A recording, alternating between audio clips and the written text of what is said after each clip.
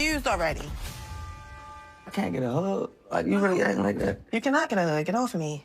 And where the you get these clothes from? Why you got money in pockets? Who the did your hair?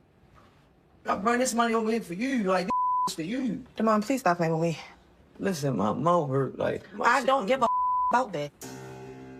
last night at the strip club, I brought out.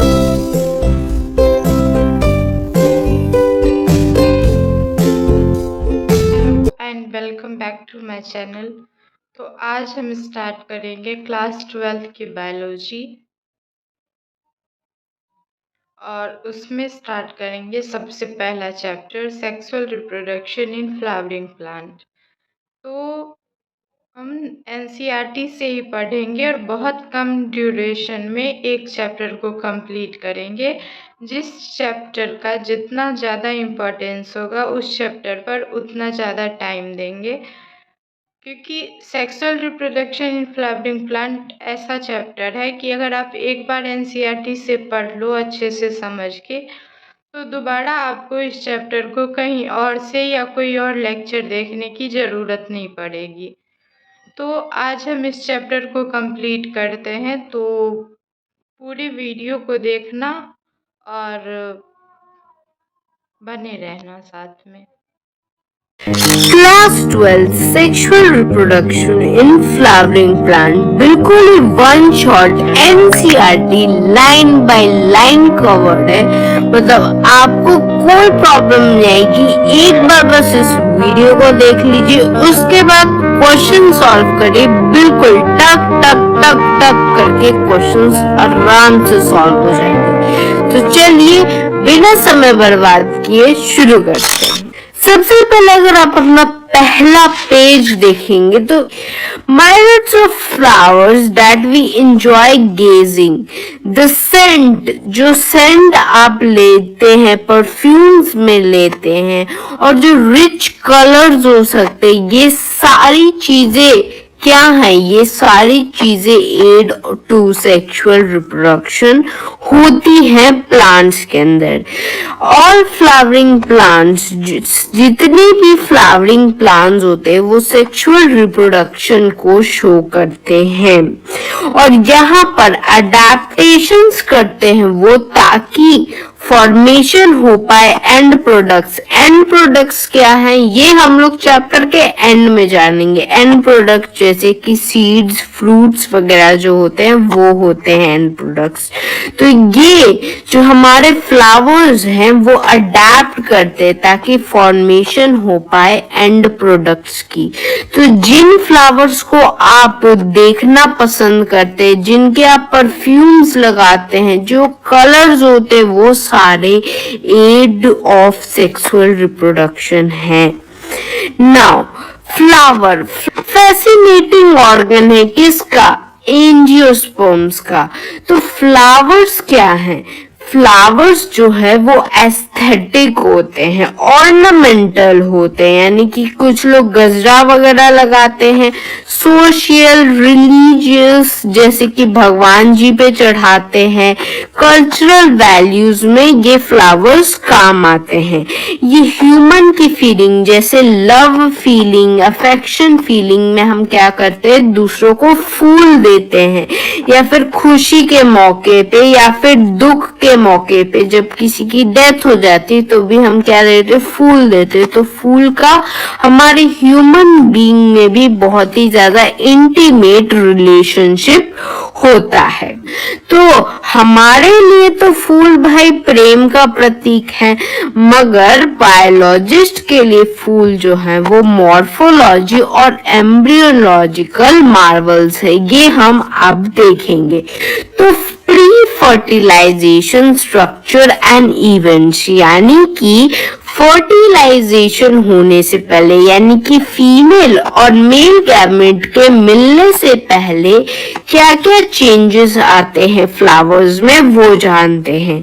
तो before the actual flower एक plant पे देखा जाए कुछ hormonal और structural changes आते हैं, जो क्या बनना होता है? फिर डिफरेंशिएशन होता है और तब जाके डेवलपमेंट होती है किसका?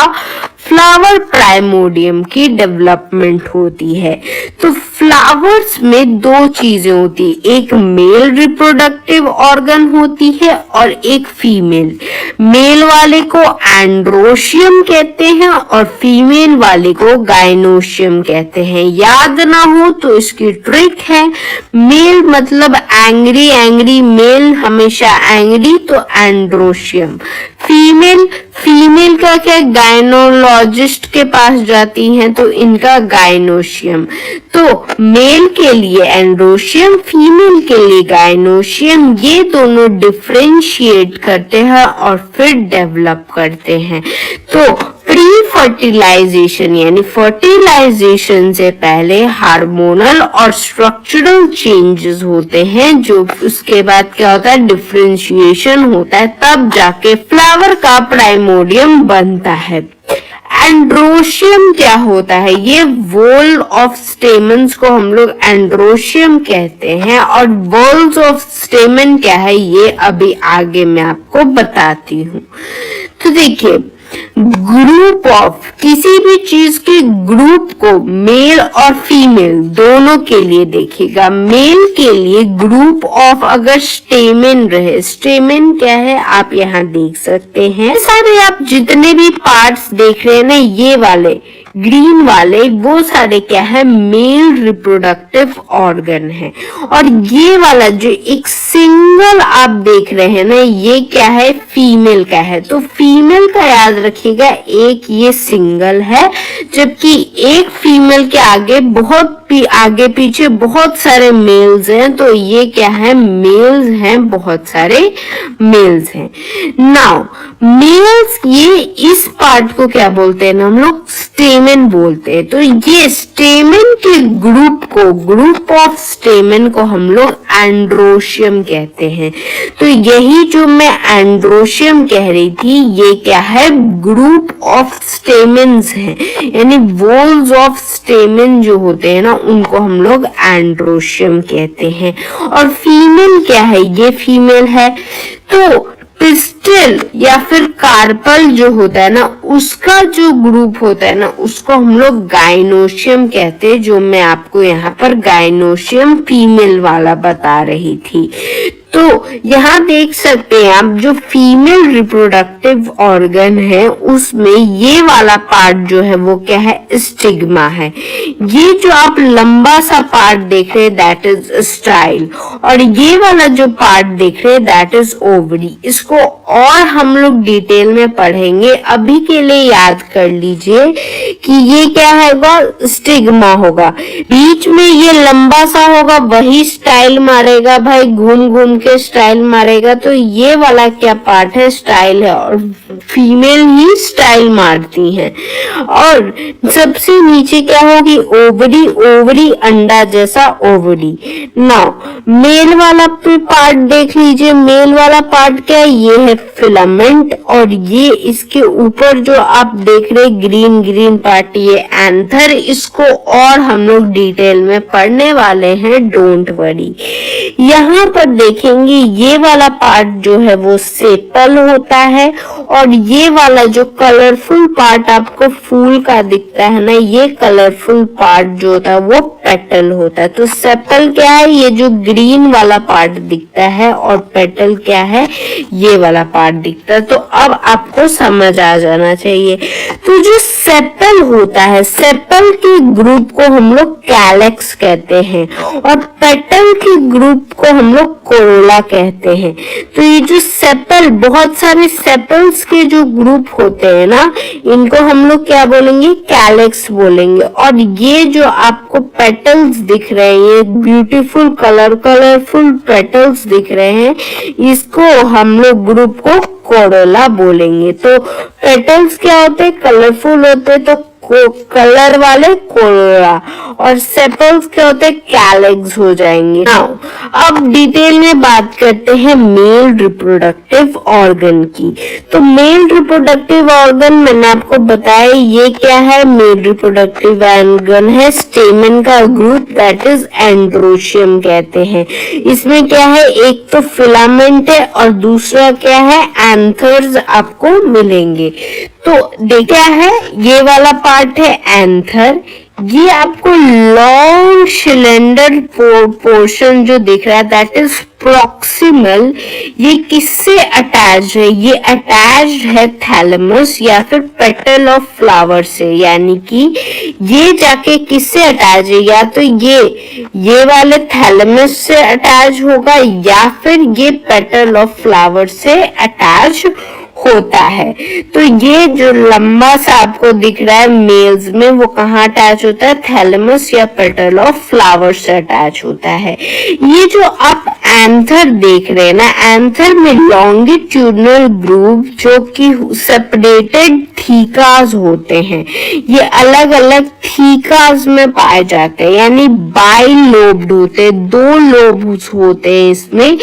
टर्मिनल यानी कि डाइथीकस इसको कहा जाता है। अभी भी समझ रहे हैं तो आगे में और क्लियर डायग्राम लाई हूं, तो बस इसको अभी तक इतना समझिए कि जो एंथर है, एंथर में सेपरेट थीकास होते हैं जहां लॉन्गिट्यूडनल ग्रोव्स होते हैं जो बाइलोब्ड होते हैं। इसका मतलब अब देखिए, ये जो नंबर यानी कि कितने होंगे, ये वाले नंबर्स ये डिफरेंट होते हैं, और साथ में कितना लेंथ होगा कि ये इतना लंबा होगा, कोई इतना लंबा होगा, कोई इतना लंबा होगा, ये किस पे डिपेंड करता है? ये सब चीजें वेरिएबल होती है, हर फ्लावर में अलग अलग होती है। यहाँ पर अगर आप देखेंगे तो यहाँ 3 डायमेंशनल कट सेक्शन दिखाया है एंथर का। तो यानी ये वाले पार्ट को जब कट किया गया, 3D कट किया गया, तो आपको यहाँ पर 4 घर दिख रहे हैं। ये 4 घर क्या है? ये 4 घर है माइक्रोस्पोरेंजियम है, और इनके अंदर क्या है? पोलन सैक्स और पोलन ग्रेन्स। ये और डिटेल में पढ़ेंगे, ठीक है। और ये जो कट है ये क्या है? लाइन ऑफ डाइहेंसेंस है, और ये 4 साइडेड ट्रायंगुलर स्ट्रक्चर बनाते हैं।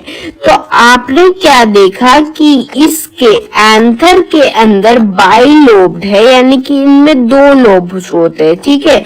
तो जब आप इसको कट करेंगे तो इसमें और 4 घर हैं। वो 4 घर क्या है? माइक्रोस्पोरेंजियम है।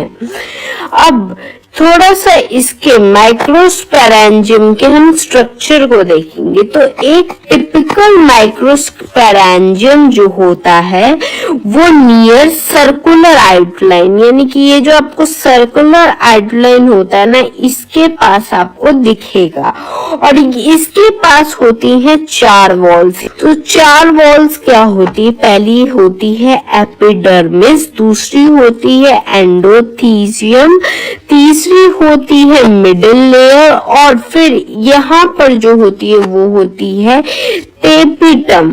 और इसके अंदर क्या प्रेजेंट होता है? स्पोरोजेनस टिश्यू प्रेजेंट होता है। तो जो एपिडर्मिस, एंडोथीसियम और जो मिडिल लेयर होती है, यानी कि ये और ये अंदर वाली जो लेयर होती है, ये क्या होती है? प्रोटेक्शन के काम आती है। और ये जब एंथर फटता है तो बेसिकली क्या होता है ना, ये एंथर इस तरीके से फटता है, और जो पॉलेंस बने होते हैं, और पॉलेंस कैसे बनते हैं वो पढ़ना है। तो देखिए, जो पॉलेंस बने होते हैं ना, वो फट के बाहर निकल जाते हैं फर्टिलाइजेशन करने के लिए। तो यहाँ पर क्या होता है कि जब फटने की जरूरत पड़ती है, यानी डाइजेशंस की जब जरूरत पड़ती है, तो यही जो लेयर्स होती है ना, वही फटती है, यानी प्रोटेक्ट भी करती है, और जब फटने की जरूरत होती है तो ये फटती भी है। और ये जो टैपेटम क्या होता है? ये टैपेटम होता है, नरिश करता है पॉलेंस को। तो जो पॉलेंस होती है ना, उनको कौन नरिश करता है? टैपेटम। यानी कि सोया लल्ला सो जाए, टैप टैप करके सुला देता है। तो ये क्या है, टैपेटम नरिश करेगा पॉलन को। तो जो चीज नरिश करती है दूसरों को, दूसरों का प्रोटेक्ट कर रही, दूसरों की केयर कर रही, जैसे अपनी माँ केयर करती है बच्चों की, तो वो क्या होती है, बहुत दिल वाली होती है। तो उसी तरीके से जो टैपेटम है वो क्या होगा, उसके पास डेंस साइटोप्लाज्म होगा और एक से ज्यादा न्यूक्लियस होगा, मतलब बहुत दिल वाला है ये। तो टैपेटम नरिश करता है पॉलन को, वो क्या होगा, उसके पास डेंस साइटोप्लाज्म होगा और एक से ज्यादा न्यूक्लियस होगा। और बीच में क्या प्रेजेंट होगा, स्पोरोजेनस टिश्यू।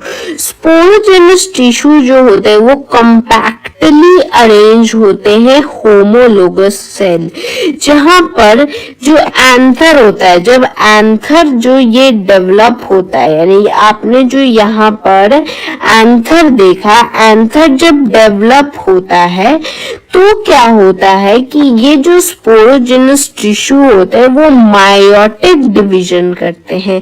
मायोटिक डिवीजन करके ये माइक्रोस्पोर टेट्राड बनाते हैं। टेट्राड यानी कि इस तरीके से 4 घर माइक्रोस्पोर टेट्राड बनाते हैं और फिर ये डिहाइड्रेट होके एक मैच्योर एंथर बनके क्या बनाते हैं, पॉलन ग्रेन्स।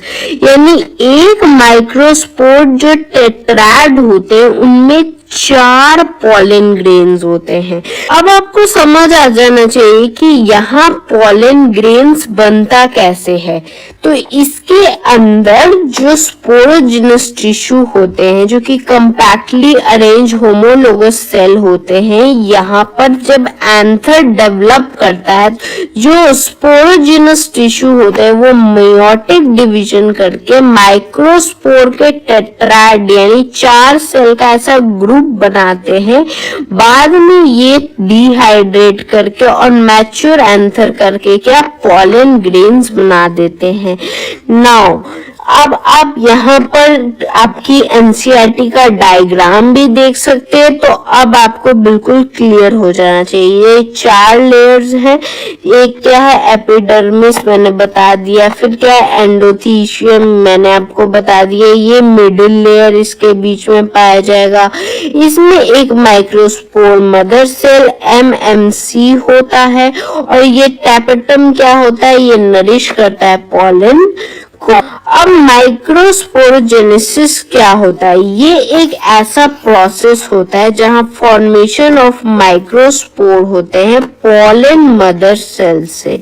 तो ये जो फॉर्मेशन हुई ना मियोसिस से माइक्रोस्पोर की, तो इसी को हम लोग माइक्रोस्पोरोजेनेसिस कहते हैं।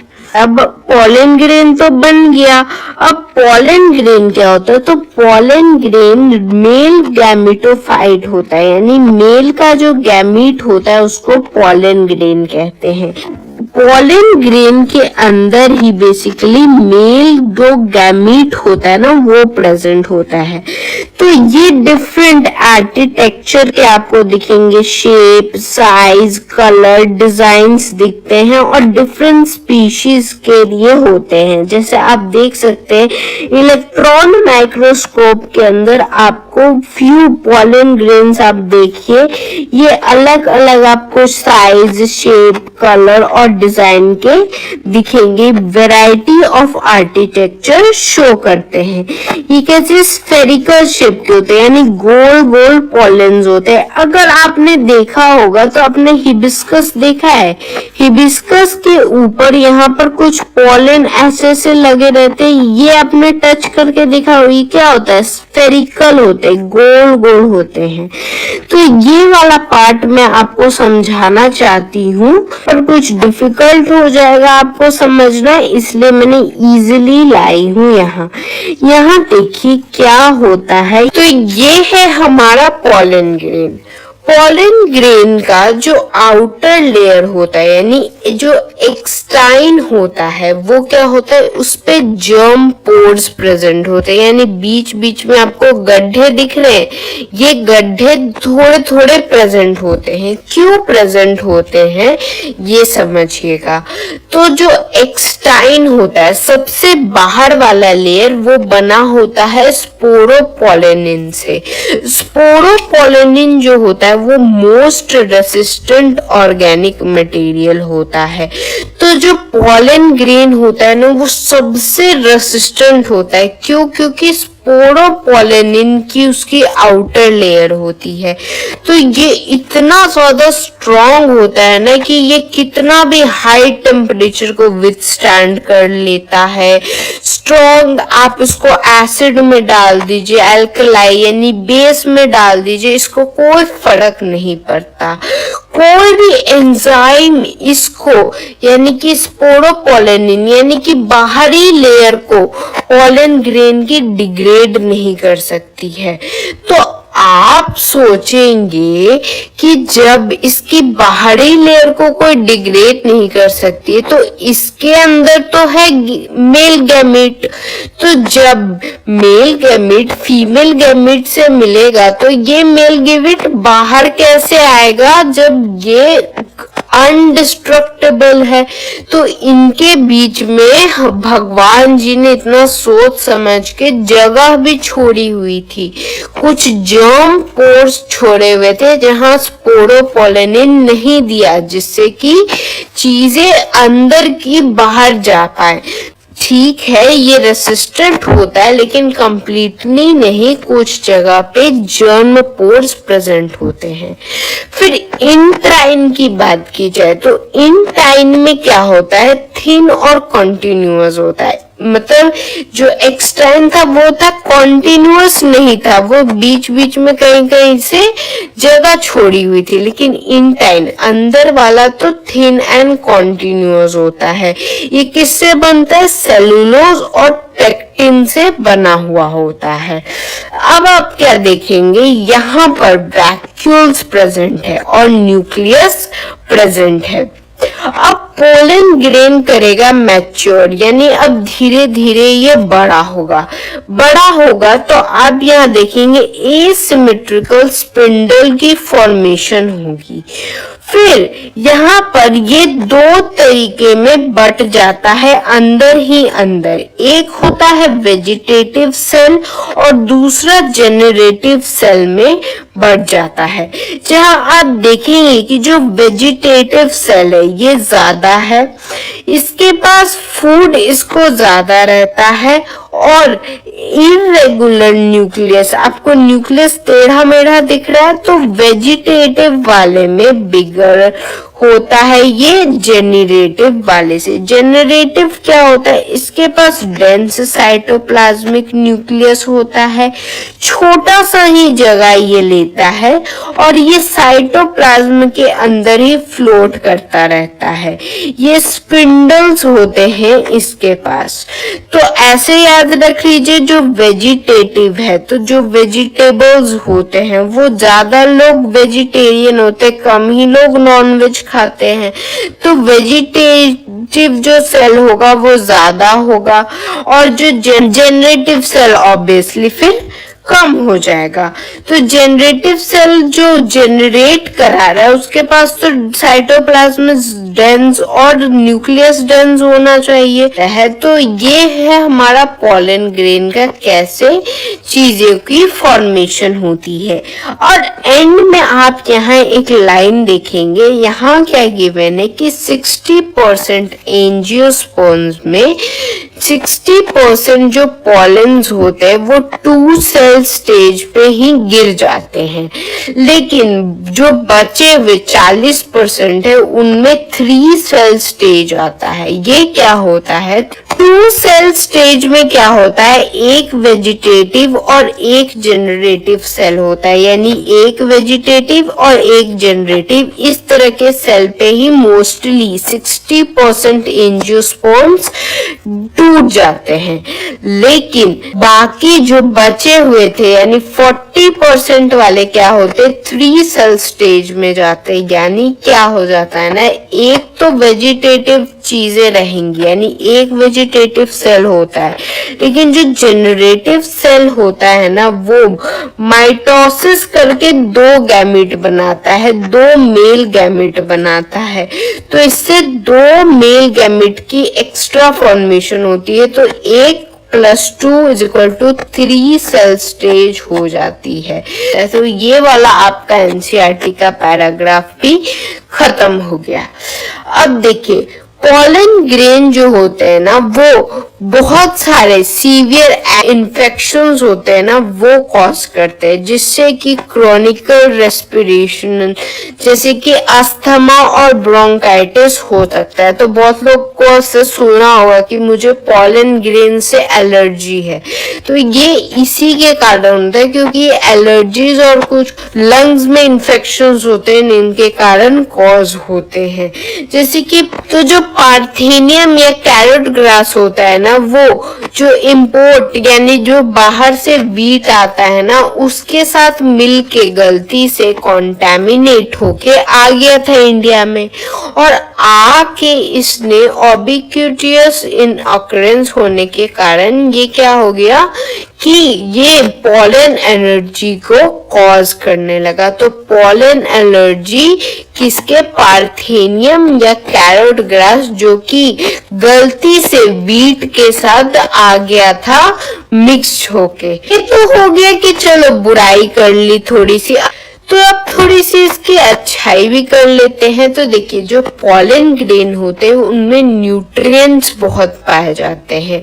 तो क्या होते हैं ना, पॉलन के टैबलेट्स बनाए जाते हैं। जैसे वेस्टर्न कंट्रीज में पॉलन प्रोडक्ट्स बहुत ही यूज किए जाते हैं, जैसे सिरप्स, दवाइयाँ होती हैं और बहुत सारी चीजों में ऐसे यूज किया जाता है जो आप पिक्चर में देख सकते हैं। क्रीम बनता है या एनर्जी शेक है, ये कुछ एक्सट्रैक्ट है, पॉलन एक्सट्रैक्ट, ये पॉलन बी का पॉलन का कुछ प्रोडक्ट्स आपको दिखने को मिलेंगे। यहाँ देखिए पॉलन बी इंग्लैंड का 30 टैबलेट का है, जहाँ पर नेचुरल बी कलेक्टेड पॉलन जो होते हैं उनको टाइनी गोल्ड पॉड्स के अंदर डाल के दिया गया है। तो आपसे ये क्वेश्चन भी पूछा जा सकता है कि बताइए क्या क्या चीजें बनती है पॉलन से। तो क्या वेस्टर्न कंट्रीज में पॉलन प्रोडक्ट्स जैसे सिरप्स वगैरह बनते हैं, क्रीम बनती है, एनर्जी शेक बनती है, एक्सट्रैक्ट्स का कुछ चीजें बनती हैं। यहाँ पर देखिए टैबलेट्स बने हुए हैं।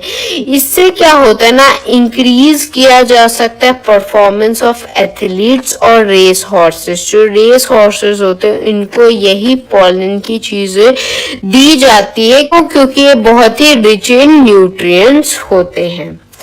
अब देखिए एक बार ये शेड कर गए, यानी कि अपने जो एंथर है, एंथर के अंदर थे, एंथर से जब टूट के ये बाहर निकल गए, यानी कि अब ये अपनी जर्नी फीमेल तक पहुंचने की जर्नी शुरू कर चुके हैं। एक बार ये शेड कर दिए तो इनको अब स्टिग्मा पे लैंड करना रहेगा, इससे पहले कि वो अपनी वायबिलिटी को लूज कर दे। अब समझिए स्टिग्मा क्या है, ये मैंने आपको बताया था, ये होता है फीमेल रिप्रोडक्टिव ऑर्गन। यहाँ पर प्रेजेंट होगा स्टिग्मा, ये है हमारा स्टाइल और ये है ओवरी। तो ये जो है स्टिग्मा, इससे पहले कि जो पॉलन है वो मर जाए, यानी कि इससे पहले कि पॉलन की जिंदगी खत्म हो जाए, उससे पहले उसको अपनी फीमेल तक पहुंचना है। जब वो अपनी फीमेल तक कहाँ पहुंचेगा, वो पहुंचेगा स्टिग्मा पे पहुंचता है फीमेल। तो स्टिग्मा पे पहुंचने से पहले उसकी कहीं वायबिलिटी खत्म ना हो जाए, यानी कि कहीं वो मर ना जाए। तो कब तक वो जिंदा रहता है ये भी बहुत ही वेरिएबल होता है कि कुछ प्लांट्स में वो कितने दिन तक जिंदा रहता है, जैसे कि ये डिपेंड करता है टेम्परेचर ऑफ ह्यूमिडिटी पे, यानी कि जितना टेम्परेचर होगा और डिफरेंट ह्यूमिडिटी पे ये डिफरेंट जो होंगे वो जिंदा रहते हैं। जैसे कि कुछ सीरियल्स जैसे कि जो चावल होते हैं, व्हीट होते हैं, उसमें पॉलन ग्रेन्स अपनी वायबिलिटी 30 मिनट के अंदर ही लूज कर देते हैं, यानी कि 30 मिनट के अंदर अंदर ही इसको अपनी फीमेल चाहिए, अगर नहीं मिलती है तो ये बेचारा मर जाता है। अब जैसे कि कुछ मेंबर्स जैसे रोसिएजेस, लेग्यूमिनेजेस और जो सोलियनेसेस होते हैं, ये मंथ तक जिंदा रहते हैं, तो ये अपने मंथ तक अपनी फीमेल को ढूंढते रहते हैं, अगर नहीं मिला मंथ के बाद वो मरते हैं। तो जो राइस, व्हीट वगैरह ये क्या है, इनके पोलन 30 मिनट के अंदर बोलते हैं फीमेल मिले, ना मिले तो मैं मर गया। और रोसिएजेस, लेगुमिनेजेस और सोलेनेसेस जो है वो कहते ठीक है महीने तक तो इंतजार कर लेंगे। तो हम क्या करते हैं ना, जैसे आपने ब्लड बैंक सुना होगा, है ना, जहां पर हम खून को बचा के रखते हैं कि जब किसी को जरूरत पड़ेगी तो देंगे, तो वैसे ही पॉलन ग्रेन्स का भी एक स्टोर होता है जहां पर लिक्विड नाइट्रोजन -196 डिग्री पे हम क्या करते हैं, पॉलन बैंक्स को, यहाँ पर सीड बैंक्स होती है, क्रॉप ब्रीडिंग प्रोग्राम्स में ये सब चीजों को यूज किया जाता है। तो -196 डिग्री लिक्विड नाइट्रोजन पे हम लोग इसको बचा के रखते हैं, स्टोर करके रखते हैं, ताकि आगे जाके हमें जो भी सीड बैंक्स या फिर क्रॉप ब्रीडिंग में इसका काम आता है। अब हम शुरू करने वाली फीमेल रिप्रोडक्टिव सिस्टम। तो जो फीमेल रिप्रोडक्टिव सिस्टम होता है उसमें पिस्टल या कार्पल के जो ग्रुप होता है उसको हम लोग गाइनोशियम कहते हैं। तो फीमेल रिप्रोडक्टिव सिस्टम क्या है, गाइनोशियम है, जिसमें क्या होगा, पिस्टल होगा। पिस्टल क्या है, ये वाला पार्ट आप जो देख रहे हैं ना, ये होगा पिस्टल। तो अब जानते हैं फीमेल वाले के बारे में। देखिए, गाइनोशियम मतलब फीमेल रिप्रोडक्टिव पार्ट। अगर सिंगल पिस्टल रहा तो मोनोकार्पलरी, अगर मोर देन वन पिस्टल रहा तो मल्टीकार्पलरी। अगर मोर देन वन पिस्टल्स जो फ्यूज होंगे साथ में तो उनको क्या बोलेंगे, सिनकार्पस। और या तो वो फ्री भी हो सकते हैं, सिंगल भी हो सकते, तो उनको कहेंगे एपोकार्पस। एपो मतलब मैं अपने में ही खुश हूँ, मैं अपनी दुनिया में खुश हूँ, मैं अपनी फेवरेट हूँ, तो ये किसी से जुड़ता नहीं है, तो ये किसी से फ्यूज नहीं है, तो ये क्या एपोकार्पस हो गया। और जो मोर देन वन यानी कि बहुत सारे पिस्टल्स साथ में फ्यूज्ड हैं, उनको क्या बोल देंगे हम लोग, सिनकार्पस बोलेंगे। थर्ड पिस्टल में ना 3 पार्ट्स होते हैं, एक स्टिग्मा, स्टाइल एंड ओवरी। देखिए कौन कौन से 3 पार्ट्स होते हैं। तो ये है हमारा पिस्टल। तो पिस्टल में है 3 पार्ट। एक देखिए स्टिग्मा, स्टिग्मा कहाँ है, जहां पर हमारा पॉलन ग्रेन लैंड करेगा। बीच में पार्ट जो होगा वो होगा स्टाइल, यानी कि जो भी स्टाइल मारेगा भाई यही ना घूम घूम के स्टाइल मारेगा, तो ये बीच वाला पार्ट स्टाइल, और गोल गोल ओवरी। तो स्टिग्मा, स्टाइल, ओवरी, बस 3 पार्ट है, और इस टोटल को हम लोग क्या बोलते हैं, बेसिकली पिस्टल बोलते हैं। ये जो स्टिग्मा है ये लैंडिंग प्लेटफॉर्म होता है पॉलन ग्रेन्स के लिए। क्या है ये, इस तरीके से शेप का होता है ना, मैंने अभी आपको दिखाया। तो यहाँ पर आके पॉलन ग्रेन लैंड करेगा। तो आप बोलेंगे कि यहाँ क्यों नहीं लैंड कर सकता, यहाँ क्यों नहीं लैंड कर सकता, यहाँ भाई आप ही सोचिए, सबसे टॉप पे आके लैंड करेगा। सबसे टॉप पे क्या है, स्टिग्मा। तो स्टिग्मा पे क्या आके पॉलन ग्रेन लैंड करता है। फिर जो स्टाइल है, ये जो आप स्टाइल मारने वाली चीज देख रहे हैं, लंबी सी पार्ट, ये क्या है, एक इलोंगेटेड सिलेंडर पार्ट है। और उसके सबसे एंड में क्या है, ये ओवरी गोल गोल बल्ज्ड, आपको मोटा सा दिख रहा है, तो ये क्या है, ओवरी क्या है, बेसल बल्ज्ड पार्ट होता है। इसके अंदर, ओवरी के अंदर क्या प्रेजेंट होता है, ovarian cavity that is locule present होता है। तो इस ओवरी के अंदर अगर आप देखेंगे तो क्या है, ओवेरियन कैविटी होगा या लॉक्यूल प्रेजेंट होगा। इसको इस तरीके से जूम करके भी यहाँ दिया हुआ है, ये भी अभी हम पढ़ने वाले हैं। ओवरी किससे अटैच है, थैलेमस से। तो ये थैलेमस नहीं है पिस्टल का पार्ट, ओवरी, स्टाइल और स्टिग्मा है, ये तो बस अटैच्ड है थैलेमस से, कंफ्यूज मत हो जाएगा। तो इस स्टिग्मा को इसने जूम करके यहाँ आपको दिखा रखा है, जहां पर ये जो पार्ट देख रहे हैं ना, यही पार्ट है हमारे पॉलन ग्रेन के लैंड होने का। और एक है सिनकार्पस ओवरी है। सिनकार्पस मतलब क्या हुआ, सिनकार्पस का मतलब है कि मोर देन वन पिस्टल एक साथ फ्यूज्ड हैं। देखिए, मोर देन वन पिस्टल जब एक साथ, ये मोर देन वन पिस्टल वाला फ्यूजन है। जो सिंगल पिस्टल फ्यूजन को एपोकार्पलरी कहते हैं ना, वो कुछ इस तरीके से होगा, ठीक है। और ये हो गया हमारा मोनो वाला, यानी एक ही पिस्टल है। ये जो आप देख रहे हैं, इसमें देख सकते हैं आप डिफरेंट पिस्टल्स हैं और एक साथ फ्यूज्ड हैं। तो ये क्या होता है, ये सिनकार्पस कंडीशन होता है। तो ओवरी के अंदर प्रेजेंट होता है ovarian cavity that is locule, locule में से ही निकलता है, यानी ओवेरियन कैविटी में ही क्या प्रेजेंट होता है, प्लेसेंटा प्रेजेंट होता है। और प्लेसेंटा से निकलता है मेगास्पोरेंजिया, जिसको हम लोग क्या बोलते हैं, ओव्यूल्स बोलते हैं। और नंबर ऑफ ओव्यूल्स, कितने ओव्यूल्स निकलेंगे एक ओवरी में से, ये हो सकता है या तो एक निकले, जैसे वीट, पैडी और मैंगो में निकलते हैं, या फिर मैनी निकल सकते हैं, जैसे पपाया, वाटरमेलन और ऑर्चिड्स में होते हैं। नहीं समझ आया तो आगे और चीजें और डिटेल में है तो आपको क्लियर हो जाएंगी। जो प्लेसेंटा से निकला था वो था मेगास्पोरेंजिया। तो अब मेगास्पोरेंजियम यानी ओव्यूल की बात करते हैं। तो ओव्यूल क्या होता है, एक स्मॉल स्ट्रक्चर होता है, कहाँ, प्लेसेंटा से अटैच होता है। किससे, किसी चीज से अगर किसी चीज को अटैच करना है तो बीच में कुछ होना चाहिए, तो बीच में होता है फनिकल। और द बॉडी ऑफ ओव्यूल जो होते हैं वो फनिकल से किस रीजन में अटैच होते हैं उसको हाइलम कहते हैं। इसको समझिए, ओव्यूल क्या है, एक छोटा सा स्ट्रक्चर है, किससे अटैच्ड है, ये है हमारा प्लेसेंटा।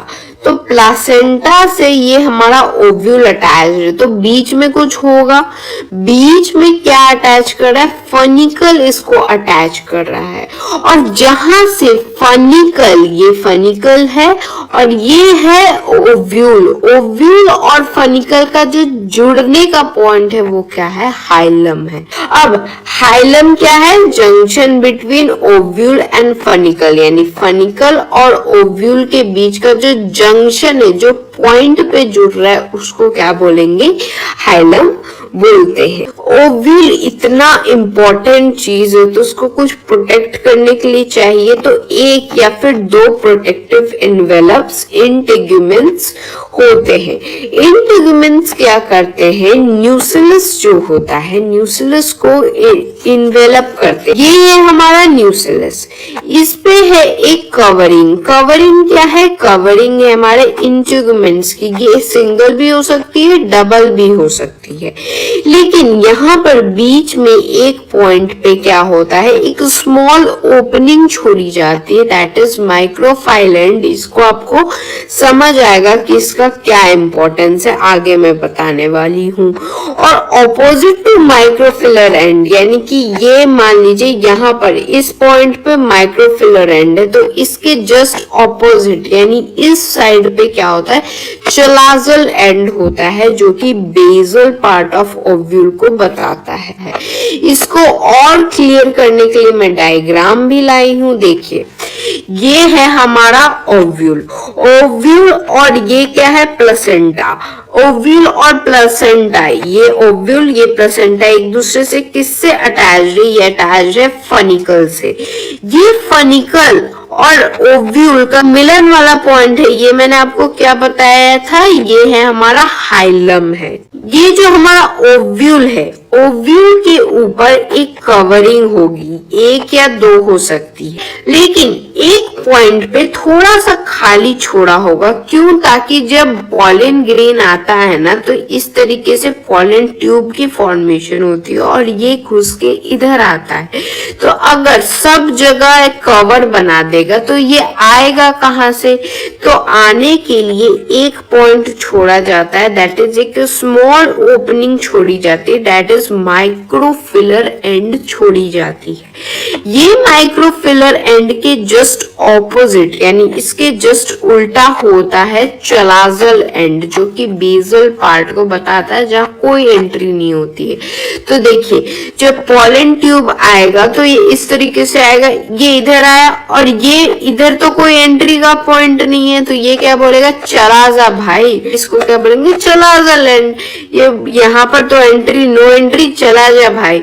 और यहाँ से क्या है, यहाँ से ये अगर इधर से आएगा तो यहाँ पर प्रेजेंट होता है हमारा माइक्रोफिलर एंड, एक स्मॉल ओपनिंग होती है जिससे पॉलन ग्रेन के पॉलन ट्यूब और यहाँ ओव्यूल का इंटरेक्शन हो पाए। तो ये वाला पॉइंट भी अब आपको क्लियर हो जाना चाहिए। इंटीग्यूमेंट्स के जो अंदर होंगे वो न्यूक्लियस होंगे, तो ऑब्वियसली जो न्यूक्लियस को कवर करा था वो इंटीग्यूमेंट्स थे और इंटीग्यूमेंट्स के अंदर क्या होगा, न्यूक्लियस होगा। अब न्यूक्लियस के जो सेल्स है ना उनके पास अबंडेंट रिजर्व फूड मटेरियल होता है। ये न्यूक्लियस जो है उनके अंदर क्या क्या चीजें प्रेजेंट होती है, एम्ब्रियो सैक या फिर फीमेल गेमेटोफाइट प्रेजेंट होता है, यानी इसी के अंदर हमारी फीमेल का जो एग यानी जो गेमीट होगा वो प्रेजेंट होगा। और ओव्यूल जो होता है ना उसमें क्या होता है, सिंगल एम्ब्रियो सैक होता है फॉर्म्ड फ्रॉम मेगास्पोर। मेगास्पोर से क्या बनता है, एम्ब्रियो सैक होता है और ये सिंगल होता है ओव्यूल के अंदर। देखिए ये जो मेगास्पोर की कैसे फॉर्मेशन हुई है, तो इसको ये होती है मेगास्पोरोजेनेसिस से, जो कि अभी हम जानते हैं। तो जब मैंने आपको मेल का बताया था तो मैंने बताया था कि एक मैक्रोस्पोरेंजियम होता है, माइक्रोस्पोरेंजियम 2n कंडीशन होता है, उसके अंदर क्या प्रेजेंट होता है, स्पोरोजेनस टिश्यू प्रेजेंट होता है जो 2n कंडीशन का होता है। फिर माइक्रोस्पोर मदर सेल बनता है 2n और ये मियोसिस करके 4 माइक्रोफाइल इस तरीके से ग्रुप बनाते हैं। ये 4 माइक्रोफाइल फिर क्या करते हैं, मैच्योर होके क्या बनाते हैं, पॉलन ग्रेन बनाते हैं और पॉलन ग्रेन ही हमारा मेल गैमीट होता है। तो अब देखिए फीमेल में क्या होता है, यहाँ पर मेल में माइक्रो था तो फीमेल हमेशा ही बढ़ चढ़ के हिस्सा लेती है कहीं भी, तो इसमें मेगास्पोरेंजियम रहेगा और ये क्या होंगे, 2n कंडीशन होंगे। इनके पास 2 कवरिंग होती है, ठीक है। उसके बाद न्यूक्लियस जो होता है इसके पास क्या होगा, 2n कंडीशन होगा। फिर मेगास्पोर मदर सेल यानी कि एक माँ आएंगी भाई, फीमेल के लिए एक माँ आना चाहिए, एक माँ आएंगी जो होंगी 2n कंडीशन के, ये करेंगी मियोसिस करके 4 मेगास्पोर बनाएंगी। यहाँ पर क्या होता है, माइक्रोस्पोरेंजियम से चीजें शुरू हुई थी तो 4 माइक्रोस्पोर बने थे, यहाँ मेगास्पोरेंजियम से चीजें शुरू हुई है तो 4 मेगास्पोर बनेंगे, यानी कि 4 n कंडीशन के मेगास्पोर्स बनेंगे। ये जो मदर यानी कि ये मेगास्पोर मदर सेल जो 4 मेगास्पोर बना रही है, इसी को हम लोग मेगास्पोरोजेनेसिस प्रोसेस इसी को कहते हैं। और ये जो 4 मेगास्पोर जो है ये क्या करेंगे, उनमें से एक जो होगा वो फंक्शनल मेगास्पोर होगा जो कि फीमेल गैमीट को बनाएगा, वो उसको क्या बोलेंगे हम लोग, एम्ब्रियो सैक बोलेंगे। और इसी को हम लोग कहते हैं मोनोस्पोरिक डेवलपमेंट, यानी 4 मेगास्पोर तो बना लेकिन उनमें से सिर्फ एक ही जो होंगे वो फंक्शनल होंगे, दैट इज एम्ब्रियो सैक बनाएंगे, दैट इज मोनोस्पोरिक डेवलपमेंट इसको कहते हैं। तो ये वाला पार्ट भी आपका क्लियर हो गया, मेगास्पोरोजेनेसिस क्या होता है।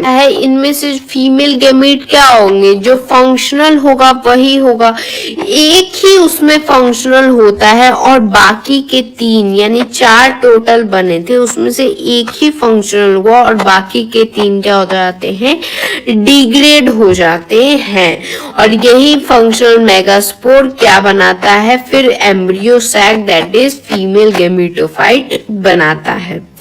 अब ये वाला पार्ट जो है ना आपकी एनसीईआरटी में, इसको मैं बिल्कुल ही आसानी से लेके आई हूँ, ये बिल्कुल भी कंफ्यूज नहीं हो रहा। बहुत बच्चे कंफ्यूज होते हैं यहाँ पर कि 7 न्यूक्लिएटेड क्या है, 7 सेल्ड कंडीशन क्या है, 4 न्यूक्लिएटेड 8 सेल्ड कंडीशन क्या है। इसको इतना आसान है ना कि बस आप अपनी बुक के साइड में भी नोट कर लीजिएगा, ऐसा कोई नहीं आपको समझाएगा। देखिए मेगास्पोर जो होता है, ये जो अभी मेगास्पोर बना ना, ये मेगास्पोर करता है डिवीजन, ये फ्री न्यूक्लियर डिवीजन करता है यानी माइटोटिक डिवीजन करता है। जब ये मेगास्पोर एक बना था है ना, 4 बने थे, उनमें से 3 जो थे वो डिग्रेड हो गए थे, एक बच गया था। तो जो एक बचा था ना वो ये वाला सेल है। अब ये वाला सेल क्या करेगा, फ्री न्यूक्लियर डिवीजन करेगा, यानी ये न्यूक्लियस को 2 पहले तो बनाएगा, फिर 2 से क्या बनाएगा, 4 बनाएगा, 4 से क्या बनाएगा, 8 बनाएगा। ठीक है, तो ये क्या हो गया, 8 न्यूक्लिएटेड कंडीशन हो गया। अब ये इस तरीके से है, तो अब सेल करेगा कि भाई ऑर्गेनाइज कर लेते हैं चीजों को, जहां पर जो चीज रहनी चाहिए वो कर देते हैं। तो 8 जो न्यूक्लियस है ना, सेल ऑर्गेनाइज करता है। तो सेल किस तरीके से ऑर्गेनाइज करता है, 3 को ऊपर भेज देता है, 3 को नीचे भेज देता है और 2 को साथ में लगा देते हैं। तो टोटल कितने हुए, 1 2 3 4 5 6 7 एंड 8। तो 8 न्यूक्लियस हैं लेकिन 3 ऊपर चले जाते हैं, 3 नीचे चले जाते हैं और 2 वाले साथ में कर देता है ये। ठीक है, तो अब आप ध्यान दीजिए, ये 3 सेल है ना, 3 अलग अलग सेल हैं। तो ये क्या है, 3 सेल है, 3 न्यूक्लियस है, 1 2 3 न्यूक्लियस है। ठीक है, यहाँ नीचे देखिए 1 2 3 3 सेल है, 3 न्यूक्लियस है, 1 2 3 3 न्यूक्लियस है। बीच में देखिए, बीच में अगर आप ध्यान देंगे तो न्यूक्लियस कितने हैं, 1 2 न्यूक्लियस है ना, लेकिन सेल कितने हैं, सेल तो एक ही है, यानी एक सेल है लेकिन 2 न्यूक्लियस है। इसमें देखिए 3 सेल है, 3 अलग अलग सेल है, उनमें 3 अलग अलग न्यूक्लियस है, तो 3 सेल 3 न्यूक्लियस। ये क्या है, 2 न्यूक्लियस है लेकिन सेल एक ही के अंदर है, और इसमें क्या 3 अलग अलग सेल है और 3 अलग अलग न्यूक्लियस है। तो यहां से क्या बना, 3 cell plus 1 cell plus 3 cell, यानी 7 सेल्ड कंडीशन बनी। और 3 nucleus plus 2 nucleus plus 3 nucleus कितना, 8 न्यूक्लियर कंडीशन बनी। तो यहाँ पर 7 सेल्ड 8 न्यूक्लियर कंडीशन इसीलिए आ जाती है, जहां पर क्या हो जाता है, जो 2 होते हैं वो बीच में क्या हो जाते हैं, साथ में हो जाएंगे। तो अब आपको ये वाला समझ आना चाहिए कि 8 न्यूक्लिएटेड और 7 सेल्ड कंडीशन क्या है। तो यही है ये कंडीशन जो बच्चों को समझ नहीं आता है। बुक में तो गिवन है, कोई उनको बताता नहीं है कि किस तरीके से सेल ऑर्गेनाइज हो रहे हैं। अब देखिए, इसमें आप यहाँ देखेंगे कि एक आपको सिनर्जिड्स, ये सब जो एंटीपोडल क्या होते हैं ये मैं बताती हूँ। तो ये ये जो एक ऊपर गया, एक नीचे गया, एक बीच में क्या हो गया, दो साथ में है, ठीक है।